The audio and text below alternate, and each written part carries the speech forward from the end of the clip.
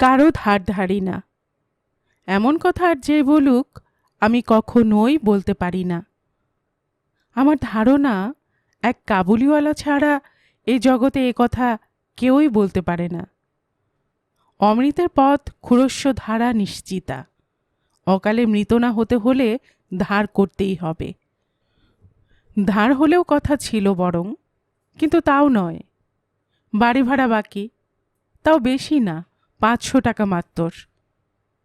কিন্তু তার জন্যই বাড়িওয়ালা করাল মূর্তিটি ধরে দেখা দিলেন একদিন।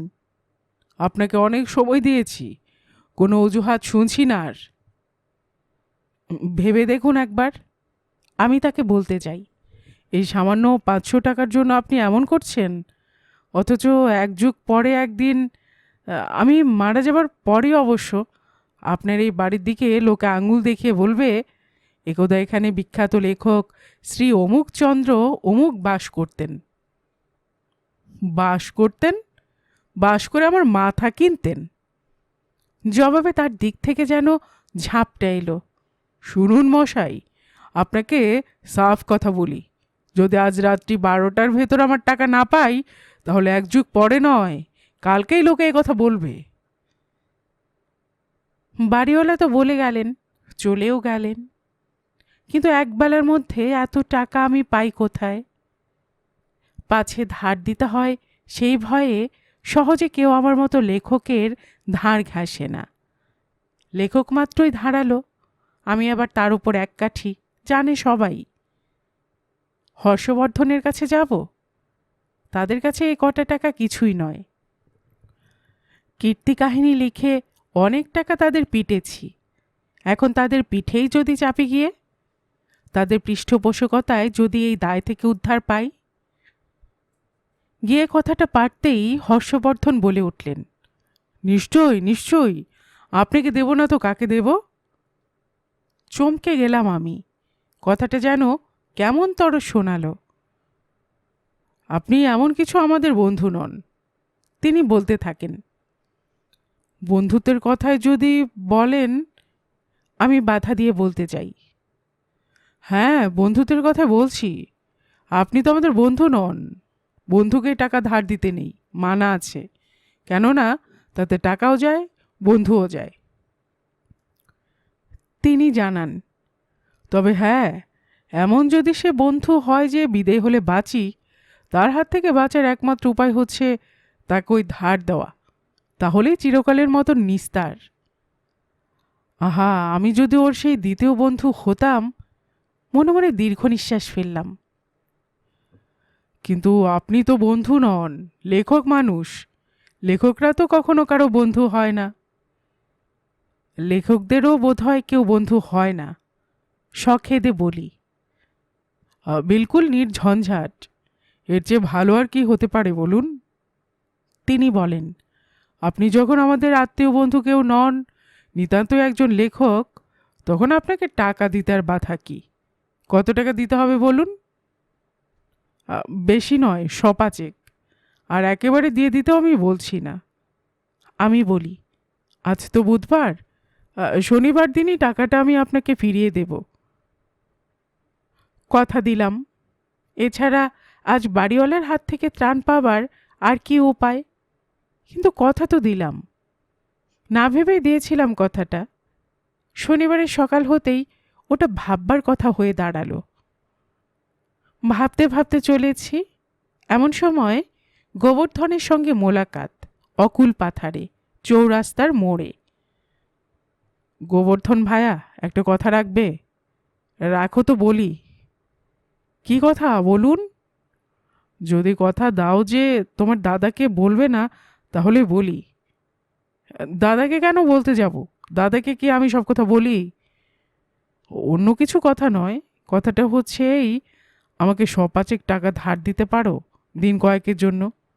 আজ তো শনিবার, এই বুধবার সন্ধ্যের মধ্যে টাকাটা আমি তোমাকে ফিরিয়ে দেব। এই কথা? এই বলে আর দ্বিরুক্তি না করে শ্রীমান গোবরা তড়া পকেট থেকে 5 তারা 100 টাকার নোট বার করে দিল। টাকাটা নিয়ে আমি শটান শ্রী হর্ষবর্ধনের কাছে। দেখুন আমার কথা রেখেছি কিনা। দরিদ্র লেখক হতে পারি, কথা নিয়ে খেলা করতে পারি, কিন্তু কথার খেলাপ কখনো করি না। হর্ষবর্ধন নীরবে টাকাটা নিলেন। আপনি তো ভেবেছিলেন যে টাকাটা বুঝি আপনার মারাই গেল, আমি আর এ জন্মেও এ মুখো হব না। ভাবছিলেন যে না না, আমি সেসব কথা একবারেও ভাবিনি, টাকার কথা আমি ভুলেই গেছিলাম। তিনি বললেন, বিশ্বাস করুন, টাকাটা আপনাকে দিয়ে আমি কিছুই ভাবিনি, কিন্তু ফেরত পেয়ে এখন বেশ ভাবিত হচ্ছি। ভাবছেন এই যে এই 500 টাকা ফিরিয়ে দিয়ে নিজের ক্রেডিট খাটিয়ে এরপর আমি ফের 1000 টাকা ধার নেব, তারপর সেটা ফেরত দিয়ে আবার 2000 চাইব, আর এমনি করে ধারটা 10,000-এ দাঁড় করিয়ে তারপর আর এ ধারই মারাবো না? এ তো ভাবছেন আপনি, এই ভেবেই তো ভাবিত হয়েছেন, তাই না? আমি তার মনোবিকলন করি, তার সঙ্গে বোধহয় আমার নিজেরও। তিনি বিকল হয়ে বলেন, না না, সেসব কথা আমি আদৌ ভাবিনি। ভাবছি যে এত তাড়াতাড়ি আপনি টাকাটা ফিরিয়ে দিলেন, আর এত তাড়াতাড়ি আপনার প্রয়োজন কি করে মিটতে পারে। বেশ, ফের আবার দরকার পড়লে চাইতে যেন কোনো কুণ্ঠা করবেন না। বলাই বাহুল্য, মনে মনে আমি ঘাড় নাড়লাম।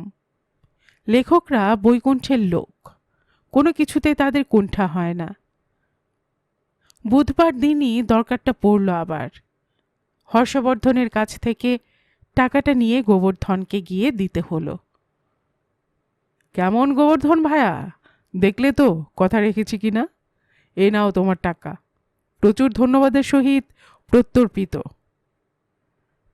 বুধবার আবার গোবরার কাছে যেতে হলো, পারতে হলো কথা। গোবর্ধন ভায়া, বুধবারে টাকাটা ফেরত দেব বলেছিলাম, বুধবারে দিয়েছি, দেনি কি? একদিনের জন্য কি আমার কথার কোনো নড়চড় হয়েছে? এমন কথা কেন বলছেন? গোবর্ধন আমার ভনিতা ঠিক ধরতে পারে না। টাকাটার আমার দরকার পড়েছে আবার, ওই 500 টাকাই, সেজন্যই তোমার কাছে এলাম ভাই। এই বুধবারই তোমায় আবার ফিরিয়ে দেব টাকাটা, নির্ঘাত। এইভাবে হর্ষবর্ধন আর গোবর্ধন, গোবর্ধন আর হর্ষবর্ধন শনিবার আর বুধবারের দুধারে টানা পড়েনে আমার ধাড়িওয়াল কম্বল বুনে চলেছি। এমন সময়ে পথে একদিন দুজনের সঙ্গে দেখা। দুই ভাই পাশাপাশি আসছিল, আমাকে দেখে দাঁড়ালো।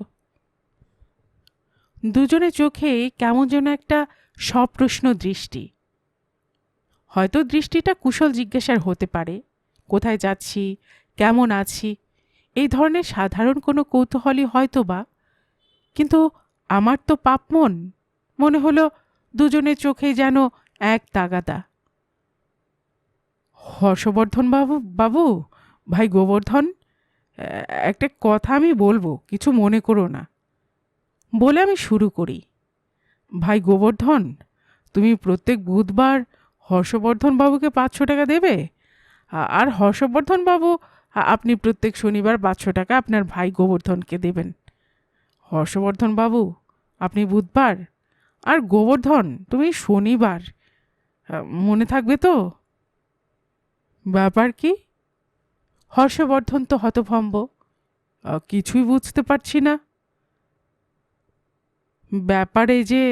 ব্যাপারটা আমি একবারে মিটিয়ে ফেলতে চাই, আপনাদের দুজনের মধ্যে আমি আর থাকতে চাই না। গল্পকুটুম চ্যানেলে এতক্ষণ আপনারা শুনছিলেন শিবরাম চক্রবর্তীর লেখা একটি হাসির গল্প, ঋণং কৃত্যা। আর এতক্ষণ গল্প পড়ে শোনাচ্ছিলাম আমি রোমানা নূপুর।